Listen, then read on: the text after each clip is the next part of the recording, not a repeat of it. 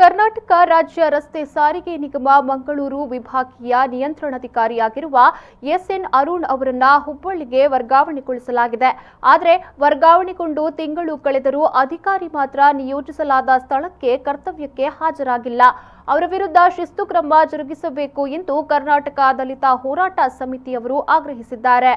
ಮಂಗಳೂರಿನಲ್ಲಿ ಸುದ್ದಿಗೋಷ್ಠಿ ನಡೆಸಿ ಮಾತನಾಡಿದ ಜಿಲ್ಲಾ ಸಂಚಾಲಕರಾದ ಆನಂದ್ ಅವರು ರಸ್ತೆ ಸಾರಿಗೆ ಸಂಸ್ಥೆಯ ಮಂಗಳೂರು ವಿಭಾಗದ ನಿಯಂತ್ರಣಾಧಿಕಾರಿ ಎಸ್ಎನ್ ಅರುಣ್ ಅವರನ್ನ ಸಾರಿಗೆ ಸಂಸ್ಥೆಯ ಕೇಂದ್ರ ಕಚೇರಿ ಹುಬ್ಬಳ್ಳಿಗೆ ವರ್ಗಾವಣೆ ಮಾಡಿದ ಆದೇಶ ನೀಡಿದರೂ ಅಧಿಕಾರಿ ಮಾತ್ರ ನಿಯೋಜಿಸಲಾದ ಸ್ಥಳಕ್ಕೆ 1 ತಿಂಗಳು ಕಳೆದರೂ ಕರ್ತವ್ಯಕ್ಕೆ ಹಾಜರಾಗದೆ ಇಲ್ಲೇ ಠಿಕಾಣಿ ಹೂಡಿರುತ್ತಾರೆ.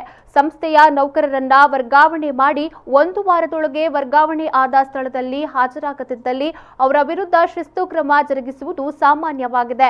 ಆದರೆ ಈ ಅಧಿಕಾರಿಯ ಮೇಲೆ ಯಾಕೆ ಕ್ರಮ ಕೈಗೊಂಡಿಲ್ಲ? ಅವರನ್ನ ವರ್ಗಾಯಿಸಿದಲ್ಲಿ ಸಾರಿಗೆ ಸಂಸ್ಥೆ ದಕ್ಷತೆಯಿಂದ ಕೆಲಸ ಮಾಡಲು ಅನುವು ಮಾಡಿಕೊಟ್ಟಂತಾಗುತ್ತದೆ.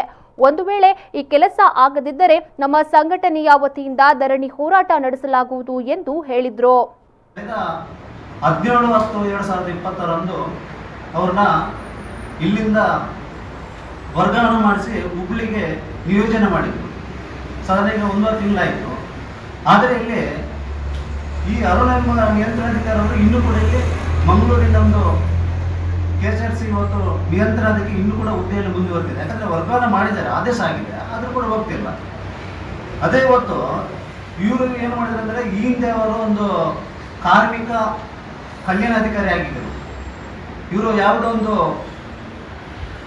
ಪ್ರಬಲ ಶಕ್ತಿಯನ್ನು ಬಳಸಿ ಇವತ್ತು 17B ಆದೇಶ ಮಾಡಿಕೊಂಡು ಇವತ್ತು ಬೇರೆ ಬೇರೆ ಇಲಾಖೆಯಲ್ಲಿ ಇವತ್ತು ಹುದ್ದೆಯನ್ನು ಮಾಡಿಕೊಂಡು ಇನ್ನು ಮುಂದೆ ಹೋದ್ರೆ ಇವತ್ತು ಪ್ರಭಾರ ಬಳಸಿ ಇವತ್ತು DC ಹುದ್ದೆಯನ್ನು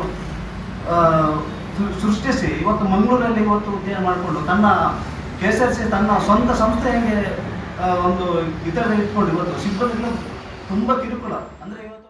ಈ ಸಂದರ್ಭ ಸುದ್ದಿಗೋಷ್ಠಿಯಲ್ಲಿ ಜಿಲ್ಲಾ ಸಂಚಾಲಕರಾದ ಈಶು ಕುಮಾರ್, ಅನಿಲ್ ಕುಮಾರ್, ದೇವು ಉಪಸ್ಥಿತರಿದ್ದರು.